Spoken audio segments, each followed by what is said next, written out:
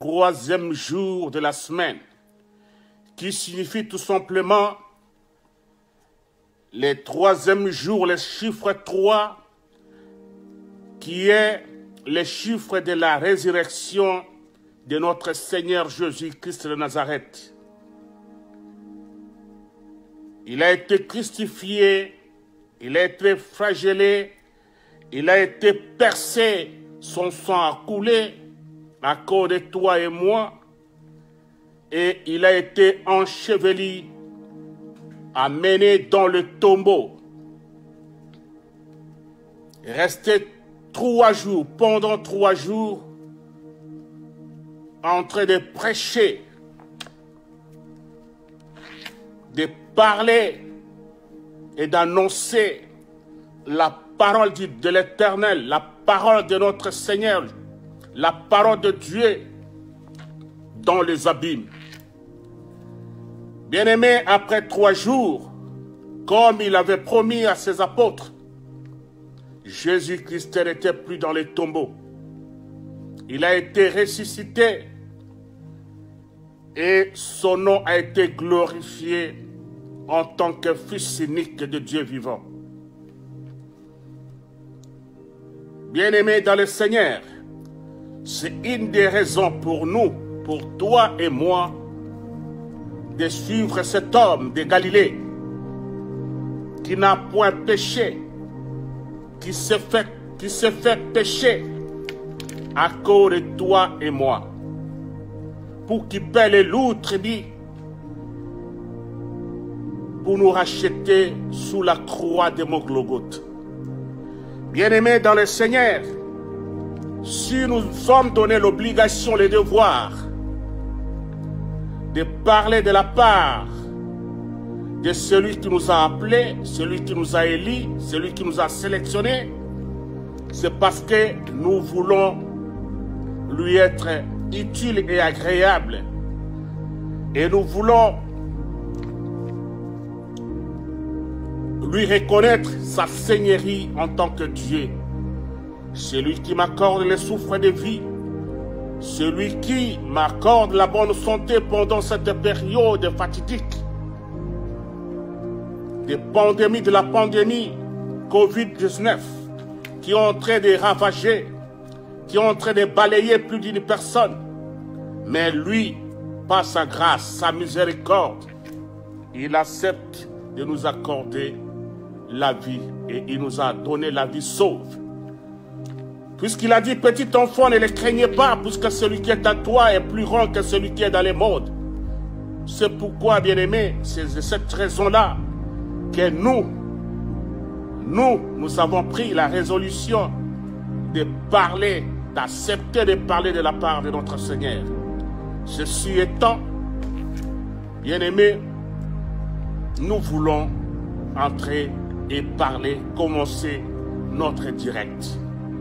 Nous voulons commencer notre direct avec vous, avec toi qui me regardes, tout en saluant les femmes de Dieu, les hommes de Dieu qui œuvrent dans les champs, les enfants de notre Père qui sont ça et là en train d'œuvrer dans les champs du Seigneur.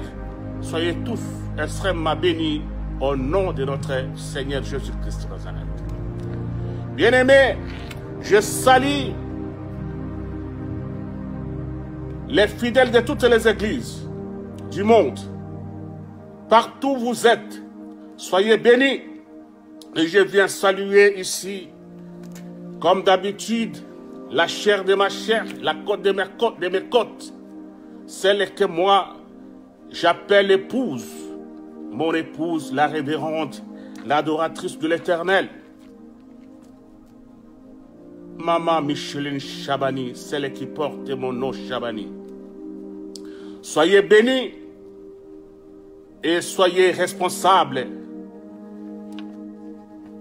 Le Seigneur vous a confié une charge.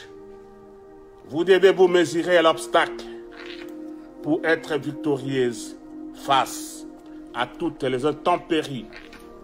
Je te bénis, moi, ton mari, depuis le Canada. Bien-aimés, aujourd'hui, le Seigneur nous a donné un thème Un thème tellement enrichissant. Très enrichissant, bien-aimé. Très enrichissant, le thème d'aujourd'hui. C'est un thème qui va booster plus d'un chacun, de chacun de nous, pour nous libérer de toutes formes d'emprisonnement, de captivité, de malédiction, de brisement et de tout ce que le diable nous a forgé pour que nous ne puissions pas vivre selon ce que le Seigneur nous avait promis, que petit enfant, vous devez vivre en abondance, comme le dit la parole de Dieu. Bien-aimés dans le Seigneur, le thème d'aujourd'hui s'intitule « Fini l'emprisonnement de ma captivité ». Fini l'emprisonnement de ma captivité. Bon, bien-aimés, aujourd'hui c'est fini ce type d'emprisonnement, que tu as été innocent, mais vous vivez la captivité. Tout en étant innocent, mais vous vivez la captivité. Bien-aimé, aujourd'hui, même si tu étais coupable, croyez-moi, au son de ma voix, l'emprisonnement va changer en libération. Ton emprisonnement, bien-aimé, aujourd'hui, va changer en libération et ta captivité va changer aujourd'hui à la louange. C'est ça, bien-aimé, le thème que le Seigneur m'a donné. Il m'a dit, parle à mon peuple, je suis sur les portes. Qu'il ouvre tous, puisque je viens libérer plus d'une personne sur toutes les souffrances, sur toutes les malheurs, sur tous les malheurs et sur toute forme de captivité. Le Seigneur m'a promis qu'aujourd'hui c'est la libération. Tenez, bien-aimés, aujourd'hui c'est la libération de votre malheur. Aujourd'hui c'est la libération de votre captivité. Aujourd'hui tu seras libre. Tu vas être un homme libre en esprit, dans le corps et dans votre âme. Voilà pourquoi je vais avant toute chose vous demander, bien-aimés, d'incliner nos têtes pour une minute, à ce que nous puissions parler et demander l'autorisation à notre Seigneur pour entrer dans le vif de notre message. Inclinons nos têtes, bien-aimés. Père, nous te disons merci, toi l'alpha et l'oméga. Te disons merci, toi le commencement et la fin. Te disons merci, toi qui sondes les cœurs et les reins. Te disons merci, toi qui nous as appelés pour que nous puissions proclamer cette année de grâce. Seigneur, qu'il te plaise, ô Dieu, qu'en ce moment où nous voulons parler à ton peuple, que ta grâce surabonde en nous. Que Seigneur, une onction particulière pour nous accompagner, que notre bouche parle rien que ce qui vient de toi, que notre moi soit effacé et que c'est la gloire de ton nom Jésus puisse être proclamée parce que tu es Dieu. Père, tu as envoyé ton Fils unique qui est venu nous libérer, qui a déversé son sang à cause de nous. Laisse, mon Dieu, mon roi, que ce sang puisse nous couvrir, nous rendre invisibles contre les attaques du diable. Que l'esprit que tu as envoyé aux apôtres pour vivifier ta parole et remplir de l'onction puisse nous habiter en ce moment, afin de parler de ta part. Que notre moi diminue, que celle ta gloire puisse être élevée en signe d'étendard, parce que tu es Dieu. Sois élevé à jamais dans le nom puissant de Jésus. En ces prières, disons gloire et louange à toi, Seigneur Jésus.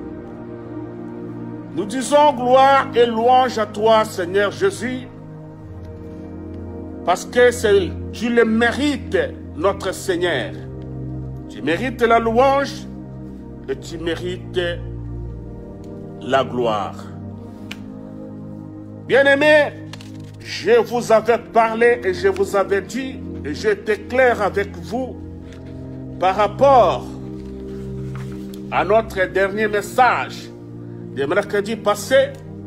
Je vous ai dit la communication est très importante. Et lorsqu'on veut communiquer à une classe donnée, à une communauté, à une classe sociale, bien aimé, il faut cibler la langue.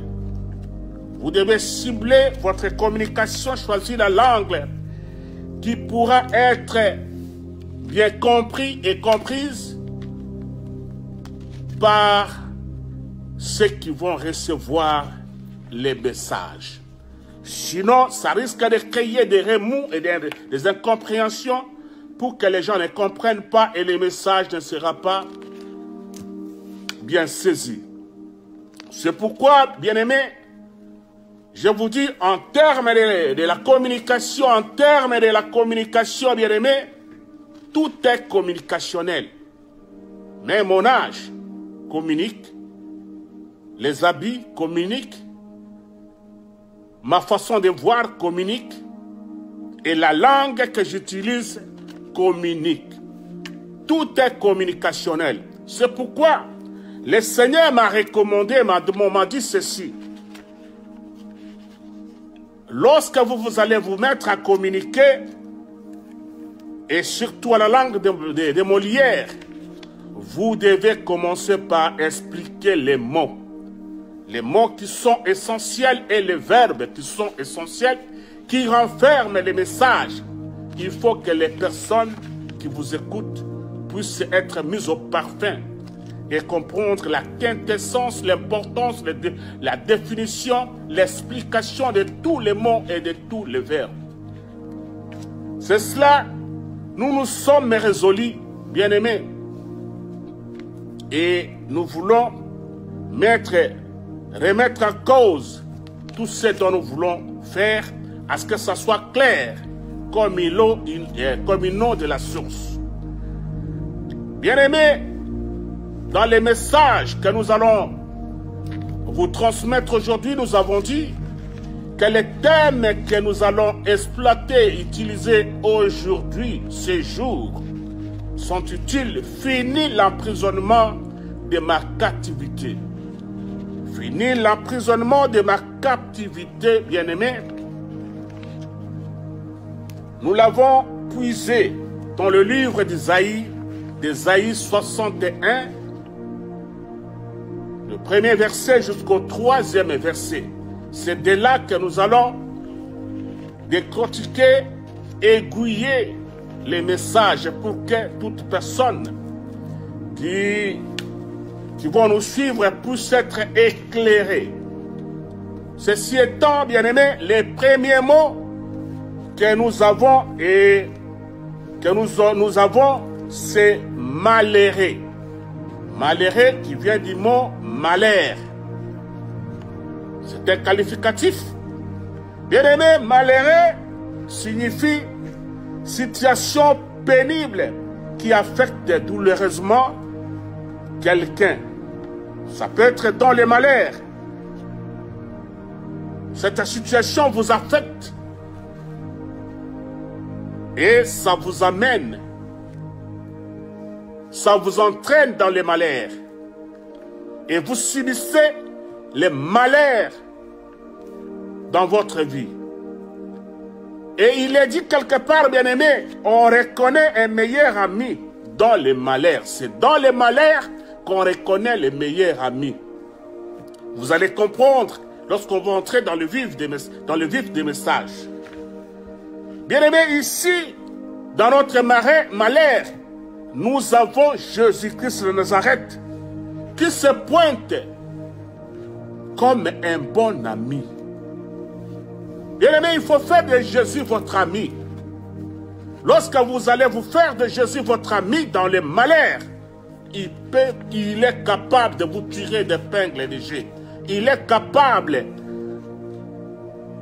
d'anéantir les malheurs ou encore le mal qui pèse sur toi, qui pèse sur ta vie, qui pèse n'importe quelle forme. Il est capable d'anéantir cela parce que c'est lui qui connaît, qui sait lire toutes choses. Dans les visibles et invisibles, il est capable. Le deuxième mot, bien-aimé, c'est un verbe guérir. Le verbe guérir, si on parle de guérir, on voit la guérison. Cela signifie tout simplement disparition des mal. Un mal, ce mal peut être physique ou moral, douloureusement, ou encore recouvrement de la santé chez la personne. C'est-à-dire, une personne, lorsqu'il recouvre sa santé, on parle de la guérison. Exemple, la guérison d'un fiévreux. Il a été guéri de la fièvre.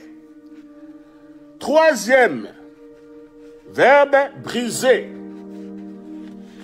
Briser, ici, c'est le participe passé du verbe briser, qui est brisé ici, qui est considéré dans notre message.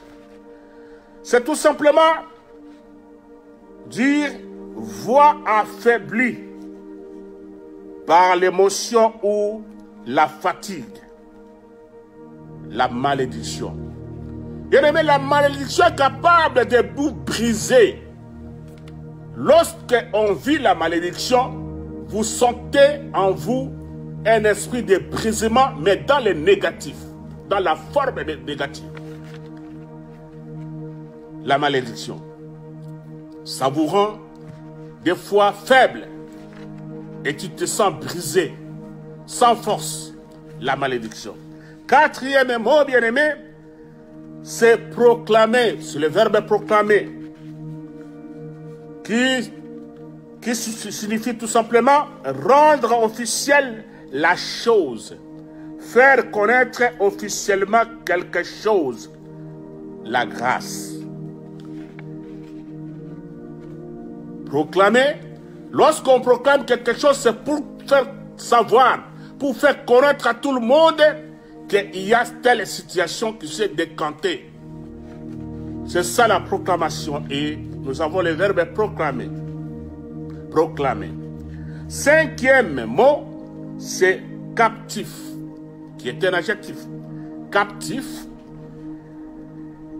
c'est tout simplement quelqu'un qui est privé de sa liberté et se fait prisonnier par l'ennemi. Lorsqu'on vit la captivité, lorsqu'on est captif, bien-aimé, vous ne vivez pas la liberté, votre liberté est privée.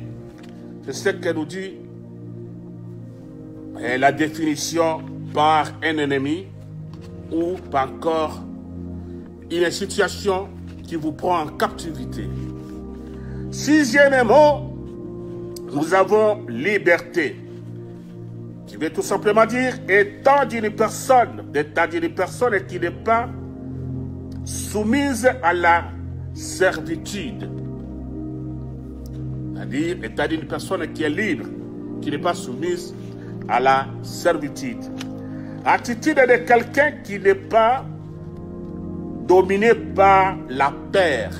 Lorsqu'on a la liberté, la peur n'a pas de place dans la vie de quelqu'un qui vit la liberté. La gêne, les préjugés, c'est-à-dire la personne ne vit pas les préjugés. Il est maintenant libre ou libéré. C'est cela, bien-aimé. Septième mot, ou encore verbe, le mot prisonnier. Prisonnier, personne privée de liberté. Exemple, être prisonnier de quelque chose. Être prisonnier par quelqu'un. Vous êtes prisonnier, ça dit on vous prive la liberté. Vous n'êtes plus en liberté. Huitième chose, ou encore mot, délivrance. Action de délivrer, de rendre la liberté à quelqu'un. Lorsqu'on est délivré, bien-aimé, ça dit vous vivez la liberté et votre délivrance est totale. Vengeance, c'est notre neuvième mot. Vengeance signifie peine causée à un offenseur pour la satisfaction personnelle de l'offense, de l'offensé. C'est-à-dire, si quelqu'un veut se venger de toi, bien-aimé, il vous crée d'embûches, il vous crée de sérieux problèmes. Uniquement pour se venger de toi. Et l'offenseur, il est vraiment, parce qu'il est dans son état d'offenseur, et il sait très bien que tu seras offensé. C'est ça, la vengeance. Il se venge de quelque chose. Il te fait payer un lourd tribut. C'est ça. Dixième mot, c'est affliger. Affliger, c'est tout simplement causer une peine profonde à quelqu'un. Affliger, c'est causer une peine profonde à quelqu'un. Exemple, un méchant. Un méchant est capable de t'affliger. Est capable de t'affliger, bien-aimé. De te créer une peine profonde. Uniquement pour te nuire. C'est cela. Nous allons trouver toutes ces choses-là, bien-aimé, dans notre message d'aujourd'hui. Onzième mot, diadème. Diadème qui signifie tout simplement, bien-aimé, ça sort de couronne portée autour de la tête. Diadème, c'est une couronne, une sorte de couronne qu'on porte sur la tête, comme un signe de la royauté. Et cette couronne détermine la royauté. Diadème. Et Dieu nous promet la diadème. Encore les diadèmes. Bref, la dignité royale. Bien-aimés, le Seigneur nous promet aujourd'hui la dignité royale vis-à-vis de ceux qui nous ont opprimés, vis-à-vis de ceux qui nous ont rendus malheureux, vis-à-vis de ceux qui nous ont brisés, qui nous ont causé du tort. Aujourd'hui, nous allons vivre une autre dimension sur la promesse de ce thème et nous allons l'expérimenter. Et ça sera un fait réel et c'est en temps réel aussi. 12e, c'est la centre. Centre signifie seulement les restes d'un corps après incinération. Les restes d'un corps après incinération, exemple, corps d'un homme en cendres, c'est-à-dire quelqu'un qui s'est déjà décomposé ou encore on a brûlé son corps, les cendres, c'est ça l'incinération.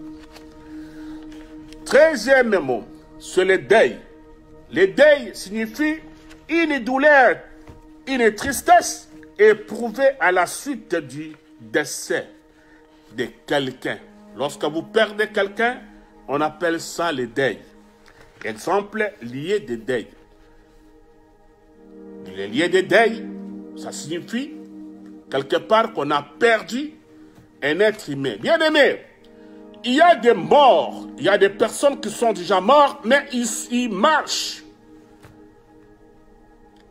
Il y a des morts qui sont encore vivants. Mais il est déjà mort. Il subit la mort, il subit de son oppression, il subit toute forme de choses que le diable, que peut-être les ennemis lui a imposées. Mais vous le voyez marcher, mais il est déjà une personne morte. Puisqu'il y a une personne qui ne connaît pas la parole de Dieu, qui n'expérimente pas la gloire de Jésus, qui n'a pas de rapports de chrétienté avec Jésus, il est une personne morte. Il est une personne morte, bien-aimé. Il ressemble à une personne morte. Puisque le diable te fait pleurer à tout moment. Tu pleures à tout moment à cause des malheurs qu'il te fait subir. Tu pleures pourquoi? Parce que ta vie est déjà. Tu n'existes pas. Tu es en train de vivre la souffrance. Et cette souffrance vous amène à pleurer. Lorsque vous pleurez, c'est comme si vous pleurez une personne déjà morte. C'est-à-dire vous pleurez votre vie qui n'existe plus. Vous pleurez votre vie qui n'a plus de sens. Vous pleurez parce que vous avez déjà perdu tous les avantages et vous ressemblez à une personne morte. Les deuils. 14e mot, vêtements.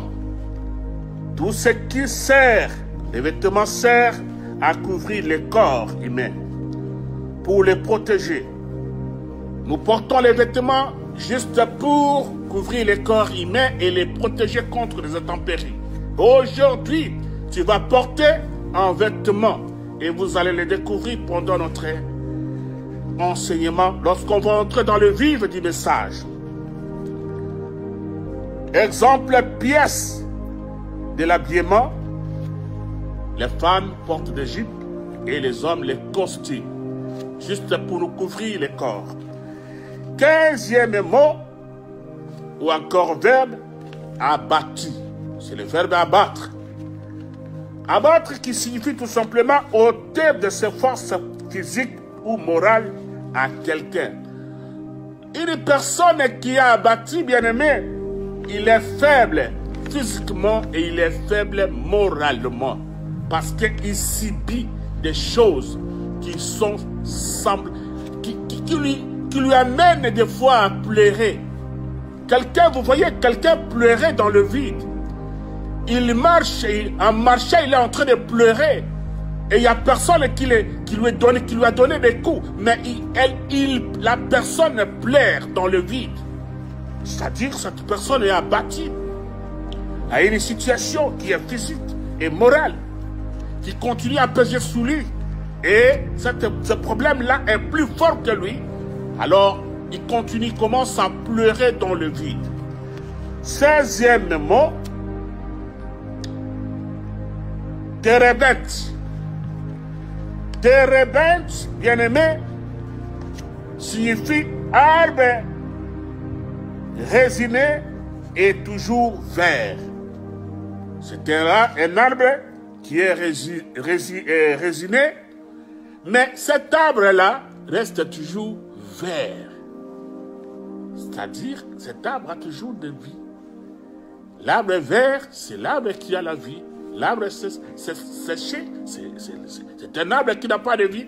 Mais l'arbre ici, térébinthe, reste toujours vert. C'est-à-dire, c'est l'arbre qui a toujours une vie en lui. Et c'est ce que vous allez vous ressembler. Lorsque vous allez recevoir ce message, bien-aimé, vous ne serez plus les mêmes. Vous allez revivre davantage. Rien ne peut vous empêcher d'avancer. Rien ne peut vous empêcher de survivre. Comme cela a été décrit si naturellement par notre Seigneur. C'est cela, bien-aimé. Notre 17e nom, c'est justice. Justice veut tout simplement dire vertu, qualité morale qui consiste à être juste, à respecter les droits d'autrui. Voilà le comportement qu'un chrétien devra avoir.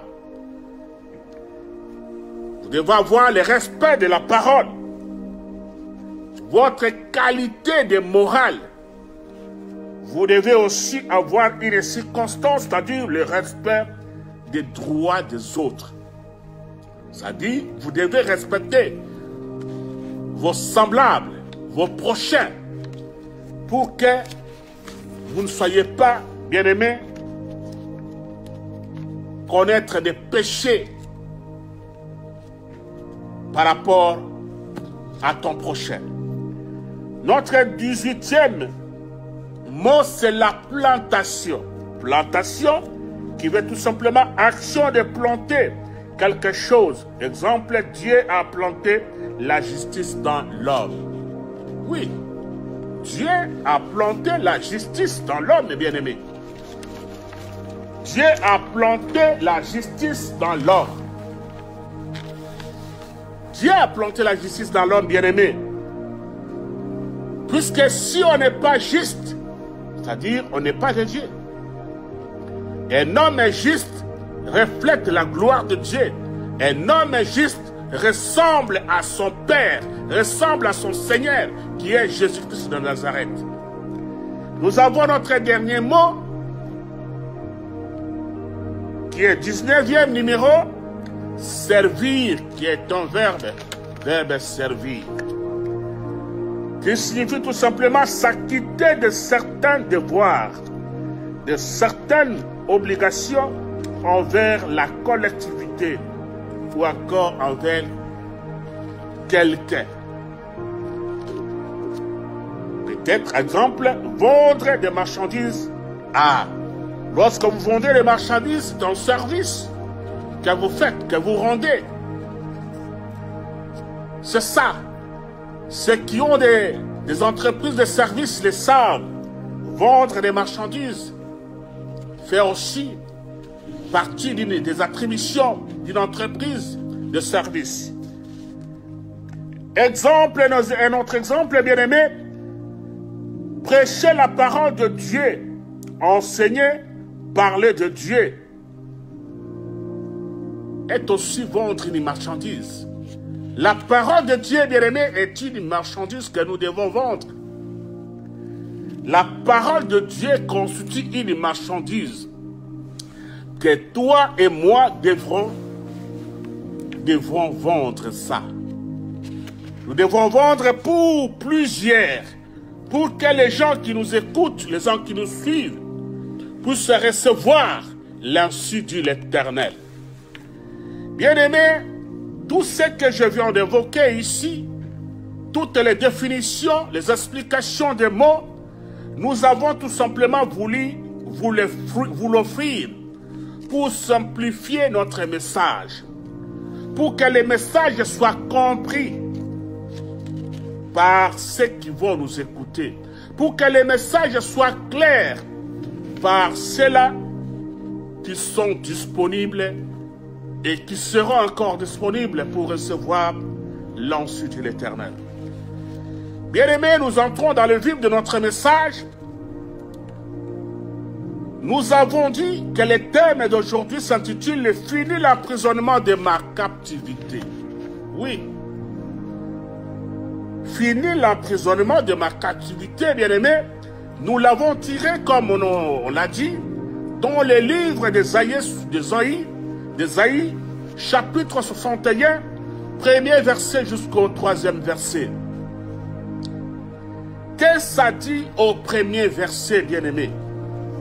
Le premier verset nous dit ceci. C'est le Seigneur Jésus qui parle dans le livre d'Isaïe. Il dit ceci. L'Esprit du Seigneur, l'Éternel, il détermine et puis il explique clairement que c'est l'Éternel. L'Esprit du Seigneur, virgule, l'Éternel. Ça dit, il identifie que c'est l'Éternel. Ce Seigneur-là n'est ni autre Seigneur, c'est l'Éternel. Et sur moi. Car l'Éternel m'a envoyé pour porter de bonnes nouvelles aux malheureux. Il m'a envoyé pour guérir ceux qui ont le cœur brisé, pour proclamer aux captifs la liberté et aux prisonniers la délivrance. Waouh! Bien-aimés, le verset 1 est un verset capital où nous devons exploiter avec beaucoup d'attention. Et nous devons l'exploiter avec beaucoup de lucidité pour permettre à ce que vous puissiez comprendre l'importance de ce verset. Bien-aimé, Jésus-Christ se porte garant. Jésus-Christ se dit que l'Éternel lui a donné le pouvoir, l'autorité, la puissance de venir vous libérer du malheur. De venir me libérer du malheur. Quel est ce malheur? Vous allez vous poser la question, mais moi je n'ai pas de malheur. Ah bon? Tu n'as pas de malheur? Bien-aimé, il y a plusieurs malheurs dans nos vies qui nous arrivent. Tu peux ne pas. Tu cherches le mariage, mais tu n'en trouves pas. Tu vis les malheurs. Tu cherches l'argent, des fois pour payer les loyers, pour payer les études des enfants, pour les frais de scolarité des enfants. Par exemple, tu cherches l'emploi, tu vas quelque part pour solliciter une audience, mais on ne te l'accorde pas. C'est un malheur qui pèse sur toi et que tu vis. Avec ta femme dans la maison, il n'y a pas une bonne cohabitation. Incompréhension totale. Bien-aimé, cette confusion est une malédiction dans votre vie. Tu vis les malheurs. Puisque à chaque fois que tu te retrouves dans cette situation, bien-aimé, tu te sens perdu. Et tu te dis, tu te poses mille et une questions pour se dire pourquoi ces malheurs n'arrivent qu'à moi. Bien-aimé, lorsque les malheurs t'arrivent, bien-aimé, tu es perdu. Tu perds les pédales. Des fois, on se pose plusieurs questions. Questionnement, bien-aimé. Et vous n'aurez pas la réponse parce que vous allez tourner tout autour du poste sans réponse. Le malheur ne peut vous délivrer du malheur que le roi des rois, le seigneur des seigneurs. Celui qui sait lire dans les noirs, celui qui sait lire dans l'invisible et le visible. Il s'appelle Jésus-Christ de Nazareth. C'est celui-là, bien-aimé, capable de vous délivrer du malheur. Quel est votre malheur, bien-aimé, que vous vivez? Quel est le malheur qui pèse sur toi? Est-ce que c'est le manque d'argent, bien-aimé? Est-ce que c'est le divorce? Est-ce que c'est le célibat? Est-ce que c'est la compréhension? Est-ce que c'est le manque d'enfants? Est-ce que c'est le manque d'emploi? Est-ce que c'est quoi, bien-aimé? Bien-aimé, le malheur, lorsque le malheur pèse sur toi, bien-aimé, vous pouvez des fois demander la mort. Puisque le malheur est plus fort que toi. Le malheur est plus puissant que toi. Mais il y a quelqu'un qui est puissant. Plus puissant, le puissant des puissants. C'est Jésus de Nazareth. Capable de vous faire sortir du malheur. Écoutez-moi, bien-aimé. Longtemps tu as souffert. Longtemps le malheur a pesé à louer domicile dans votre maison. Mais aujourd'hui, je te dis, Jésus-Christ est venu te délivrer de ces malheurs. Aujourd'hui, tu vas recevoir, bien-aimé, ta liberté. Aujourd'hui, tu dois être libre de ces malheurs qui continuent, qui a continué, qui a pesé, qui a lourdement détruit votre vie. Bien-aimé, quelqu'un qui vit dans les malheurs, bien-aimé, il y a des fois les maladies, puisque écoutez, bien-aimé, on peut vivre, on est dans les malheurs, et il y a aussi les maladies qui s'accompagnent, les maladies qui sont ce qu'on appelle les maladies complémentaires, les substituts, qui s'ajoutent en toi, bien-aimé, qui s'ajoutent à toi, bien-aimé, pour vous détruire, pour vous anéantir. Et toutes ces maladies-là, bien-aimé, le Seigneur te promet aujourd'hui, tu reçois la guérison. Tel que tu seras libéré de ta malédiction et tel que tu seras aussi libéré, guéri totalement. Puisque la parole de Dieu déclare que les médecins soignent, mais c'est l'Éternel qui guérit. Aujourd'hui, Jésus vient te guérir de cette situation. Aujourd'hui, Jésus vient te guérir de cette maladie. Et il ne s'arrête pas à la guérison. Il dit que ton cœur accorde la malédiction, accorde toutes ces maladies qui ont accompagné la malédiction. Bien-aimé, tel que tu as reçu la guérison et tu vivais de temps en temps, votre cœur était brisé. Tu avais perdu l'espoir. Aujourd'hui, Jésus vient te redonner l'espoir. Jésus vient te redonner l'espoir, bien-aimé. L'espoir longtemps perdu à cause de malheurs, à cause de toutes sortes de maladies, à cause du cœur qui a été brisé. Aujourd'hui, bien-aimé, le Seigneur te promet qu'il va proclamer aujourd'hui ta liberté. Ta liberté est proclamée aujourd'hui pour que tu sois libre, pour que ceux-là qui t'ont condamné, ceux-là qui ont dit fini pour lui, bien-aimés, aujourd'hui ils vont changer le langage. Ils vont changer le langage. La captivité n'aura plus d'effet sur toi. Aujourd'hui, tu es libéré et je te dis, au nom de Jésus, tu es libéré. Sois libéré là où vous êtes. Vous qui me suivez, je te dis que tu es libéré dans le nom puissant de Jésus. Rien ne peut t'arrêter aujourd'hui. Aujourd'hui, c'est ta libération. Sois libéré dans le nom puissant de Jésus. Fini l'emprisonnement, bien-aimé. Fini l'emprisonnement, reçois ta délivrance. Reçois ta délivrance là où vous êtes. Recevez la délivrance. La délivrance de tes affaires. La délivrance de ton foyer. La délivrance de tes enfants pour la scolarité. La délivrance de ton emploi. La délivrance de ta santé. La délivrance, bien-aimé, de tout ce qui a fait de toi un homme malheureux, une femme malheureuse. Aujourd'hui, reçois ta délivrance dans le nom puissant de Jésus. Ça, je l'ai dit, c'est sous l'onction du Saint-Esprit et j'ordonne à ce que cette délivrance vous soit totale dans le nom de Jésus. Soyez bénis, bien-aimés, puisque le moment est déjà là pour que tu sois libéré. Et je sais qu'au travers de ce message, la libération est totale et la délivrance vous est accordée. C'est Jésus qui vous a promis, puisqu'il dit, l'Esprit du Seigneur, l'Éternel est sur moi, car l'Éternel m'a envoyé pour porter de bonnes nouvelles aux malheureux. Il m'a envoyé pour guérir ceux qui ont le cœur brisé, pour proclamer aux captifs la liberté et aux prisonniers la délivrance. Recevez ta délivrance dans le nom de Jésus. Que cela soit ainsi dans le nom merveilleux de notre Seigneur Jésus. Bien-aimé, notre deuxième verset nous dit ceci, toujours dans Ésaïe 61, au verset 2, ça dit ceci, nous lisons, pour publier, toujours Jésus, pour publier une année de grâce de l'Éternel et un jour de vengeance de notre Dieu pour consoler tous les affligés. Bien-aimé, aujourd'hui, l'Éternel vient te venger ton cas. L'Éternel vient te venger contre tes ennemis. L'Éternel vient te venger contre la situation qui a pesé longtemps dans ta vie. L'Éternel vient te venger contre cette situation qui t'a humilié. L'Éternel vient te venger, bien-aimé, de toutes ces afflictions qui autrefois tu étais malheureux. Mais aujourd'hui, la grâce de l'Éternel est sur toi.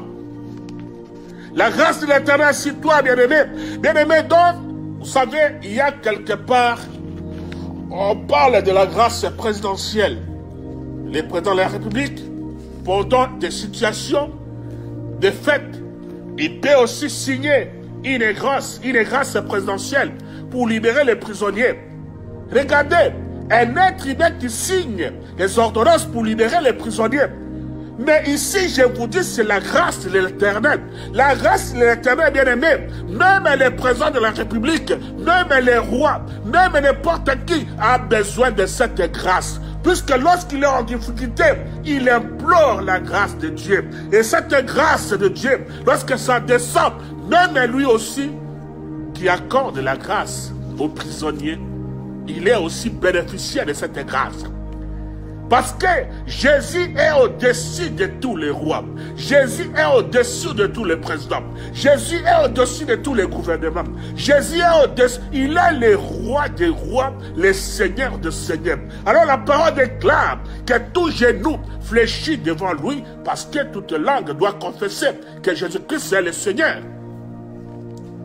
C'est cela, bien-aimés. C'est pourquoi nous ne cesserons pas, bien-aimés, de vous parler de l'homme de Galilée. C'est lui qui nous a tirés d'Inéa. C'est lui qui nous a fait sortir, alléluia, de l'ignominie, de l'inconsidération.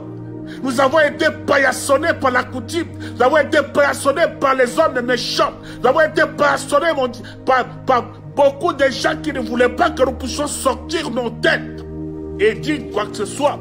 Mais aujourd'hui, Jésus m'a accordé la liberté et la délivrance pour que je parle, j'annonce les oracles qui viennent du trône de gloire. Soyez bénis partout où vous êtes, bien-aimés, parce que c'est votre temps et réjouissez-vous. La vengeance d'aujourd'hui, l'Éternel se dit, assez c'est assez. Il est descendu. Assez c'est assez. Il a été honré par le Seigneur, par son Père. Parce qu'il est le Fils unique que le Seigneur a offert, que Dieu a offert pour nous libérer de l'emprisonnement du diable, Satan. Mais il est descendu pour se venger. Se venger, bien-aimé. Oh, lorsque dans les quartiers, vous avez quelqu'un qui vous menace à tout moment et qu'un gars bien bâti qui se pointe et dit « assez, je viens de venger pour que personne ne puisse toucher même à la plumante de tes yeux, même à ton petit chien. Bien-aimé, tu seras fier de cet homme. Et vous lui devez de la considération, de l'estime, puisqu'il se venge pour que toi tu sois protégé, gardé, sécurisé. À combien plus forte raison avec notre Seigneur Jésus, qui a quitté son trône, qui a abandonné tous les privilèges, il est descendu pour être sacrifié, pour être appelé péché, bien-aimé, et il est mort, ressuscité à cause de toi et moi. Voilà une des raisons que nous devons lui être reconnaissants, bien-aimé. Notre troisième verset nous dit ceci, toujours dans Ésaïe 61, premier verset, jusqu'au troisième verset, ça dit ceci. Nous lisons, pour, toujours le Seigneur qui parle, pour accorder aux affligés de Sion. Aujourd'hui, désormais, on t'appelle Sion. On t'appelle Sion, la terre de Jésus-Christ. Sion, la terre du Créateur. Sion, c'est là où descendent les anges pour glorifier le Seigneur. Écoutez, bien-aimés, pour leur donner un diadème au lieu de la cendre. Bien-aimés, je vous ai dit diadème, c'est une couronne qui est donnée à ceux-là qui méritent la dignité de la royauté. Mais aujourd'hui, le Seigneur se donne le privilège. Il dit qu'il va nous faire porter cette couronne afin que nous puissions rayonner avec lui, que le monde voie en nous que nous appartenons au roi des rois. C'est lui qui gouverne le gouvernement du monde. C'est lui qui a le dernier mot sur la vie humaine. Voici, bien-aimés, combien nous devons nous réjouir, puisque nous avons maintenant le diadème, la couronne de la royauté. Bien-aimé, il continue, il dit, une huile, il déverse aussi, une huile au lieu de deuil. L'huile d'onction. Le Seigneur déverse maintenant sur toi. Oublie les malheurs, oublie les brisements, oublie toutes les affligés. Bien-aimé, il déverse maintenant une nouvelle huile sur toi. Et cette huile d'onction va faire de toi une nouvelle personne. Va faire de toi un homme qui appartient au royaume de Dieu. C'est cela, bien-aimé. Écoutez-moi, bien-aimé, on continue. Il dit encore, il va te faire porter un vêtement. Il dit un vêtement de louange au lieu d'un esprit abattu. Fini l'esprit abattu, bien-aimé. L'esprit abattu qui nous amène à désespoir, au désespoir. Mais il veut nous faire porter un habit. Bien-aimé, je vous ai donné l'explication ici, la définition de l'habit. C'est couvrir les corps. c'est pour protéger contre les intempéries. Mais ici, le Seigneur vous fait porter un habit. Cet habit-là, c'est une onction. Cet habit-là, c'est la parole de Dieu. Lorsque tu portes la parole de Dieu, aucune personne, aucun être sur la terre, au ciel, ne peut te toucher. Parce que tu seras couvert, brandé par la parole de Dieu. Et cette parole va dégager de l'onction sur toi, en toi-même, pour que rien ne puisse vous atteindre. Parce que tu appartiens maintenant à la royauté. C'est ça l'assurance, bien-aimé, que nous avons au travers de ce thème. Fini l'emprisonnement de ma captivité. Oui, c'est vrai. On avance encore, bien-aimé, écoutez. Il dit encore, enfin qu'on les appelle les térébètes de la justice. Bien-aimé, j'ai expliqué le mot térébète ici, la justice. Justice, c'est quelqu'un de juste. Quelqu'un capable de respecter l'autrui. Capable d'avoir des paroles qui sont justes. C'est quelqu'un qui est juste par rapport à ce qu'il fait. Bien-aimé, lorsqu'on a étudié, on étudie les cours de sociologie du travail. Il est dit quelque part par les scientifiques, je suis ce que j'ai fait. Et ce que j'ai fait est ce que je suis. Les scientifiques, ils disent ceci, que je suis ce que j'ai fait, et ce que j'ai fait est ce que je suis. Si les scientifiques arrivent à définir de cette manière, à imaginer de cette manière, à combien plus forte raison, bien-aimé, les terribles ici de la justice, a dit nous devons être tels que la parole de Dieu l'est. Tel que la parole de Dieu est et ce que nous sommes. C'est un peu ça, bien-aimé.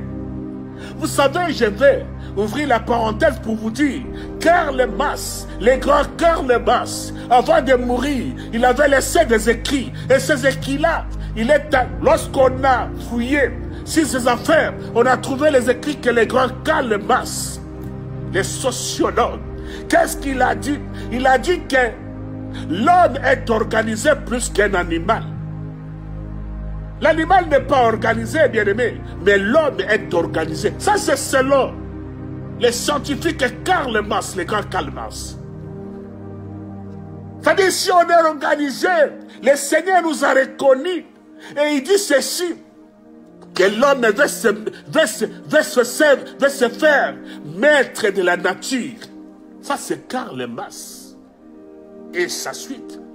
L'homme veut se faire maître de la nature. Écoutez, si l'homme veut chercher maintenant scientifiquement se faire maître de la nature, bien aimé, mais nous l'avons déjà été depuis le commencement. Lorsque Dieu a créé l'homme, lui a investi du pouvoir de maître, de donner les noms à tous ceux qui se voient, aussi à ceux qui ne se voient pas. C'est-à-dire, Dieu nous a investis en tant que maître de la nature. Mais à cause du péché, le péché nous a déviés de cette autorité, de ces attributions bien-aimées. Aujourd'hui, la science a compris que l'être humain, c'est-à-dire l'homme, doit être maître de la nature. C'est-à-dire la science veut restituer, veut récupérer ce que Dieu lui-même a parlé, a prononcé depuis le commencement de la créature. C'est cela, bien-aimé, je ferme la parenthèse. Et je continue ma lecture. Il dit ceci toujours dans le 3e verset. Il dit ceci, bien-aimé, il dit ceci, une implantation de l'Éternel pour servir à sa gloire. Waouh! Oh, bien-aimé, aujourd'hui, Dieu est devenu une plantation de l'Éternel. Bien-aimé, je vous ai donné la définition de la plantation. C'est un endroit où on plante des semences pour que ça germe et demain ou après-demain, on peut maintenant les consommer. Bien-aimé, l'Éternel veut faire de toi une plantation. Lorsqu'on a une plantation, bien-aimé, de l'Éternel, c'est-à-dire, vous aurez la sémence de ton Père. Vous aurez la sémence de la parole de Dieu. Vous allez vous ressembler à Dieu. Parce que Dieu va s'aimer une parole en toi que tu dois dégager pour faire consommer les autres. Et la consommation ici, bien-aimé, la plantation qui est suggérée ici, la plantation qui est annoncée par le Seigneur ici, le Seigneur veut faire de nous ses ouvriers. Lorsqu'il sème la parole, que nous puissions faire germer la parole, et lorsque ça va grandir, que les consommateurs, qui sont les autres êtres humains, qui ont besoin de la parole de Dieu, puissent s'attribuer et vivre la réalité de cette semence qui a été plantée dans la plantation que vous êtes. C'est cela, bien-aimé. Aujourd'hui, bien-aimé, tu es une plantation de l'Éternel. Réjouis-toi. Hier, tu vivais la malédiction. Tu étais une malédiction. Hier, tu étais un affligé. Hier, tu étais un captif. Hier, tu étais quelqu'un sans rien, un bon à rien. Mais aujourd'hui, l'Éternel te choisit. Il dit qu'il doit avoir un chant de louange et d'adoration. Tu deviens une plantation pour l'Éternel. Voilà pourquoi nous devons les célébrer aujourd'hui. Voilà pourquoi nous devons rendre grâce à Dieu aujourd'hui. Voilà pourquoi je dois vous dire que maintenant, ne vous inquiétez de rien, parce que le Seigneur a déjà répondu à notre préoccupation et nous sommes plus que vainqueurs avec lui. Bien-aimés, je sais que ce message vous a plu et soyez vraiment bénis. Soyez bénis. Comme vous êtes maintenant devenus des plantations de Dieu qui doivent germer et attendre la consommation pour faire en sorte que vous puissiez prêcher. Puisque la parole de Dieu dit ceci, que la moisson est grande, mais il y a peu d'ouvriers. C'est pourquoi le Seigneur vous considère maintenant comme une plantation, qu'il a sémé la sémence de la parole de Dieu en toi pour véhiculer les messages de la bonne nouvelle et que les autres puissent recevoir la délivrance, qui quitte l'emprisonnement, qui quitte la captivité, qui soit libéré comme toi, qui a obtenu ta délivrance aujourd'hui au son de ma voix. Voilà pourquoi le Seigneur nous a donné ce thème et il a intitulé « Fini l'emprisonnement de ta captivité ». Bien-aimés, que le Seigneur vous bénisse pour ce moment que nous venons de passer avec vous. Soyez bénis partout où vous êtes. C'est votre humble serviteur, apôtre Papa Chamani, que le Seigneur a utilisé aujourd'hui pour vous parler de sa part. Nous allons nous retrouver mercredi prochain quand le Seigneur mettra encore une bonne parole. Et je sais que la partie est déjà là. Soyez bénis au nom puissant de Jésus. Je vous aime tous. Bye.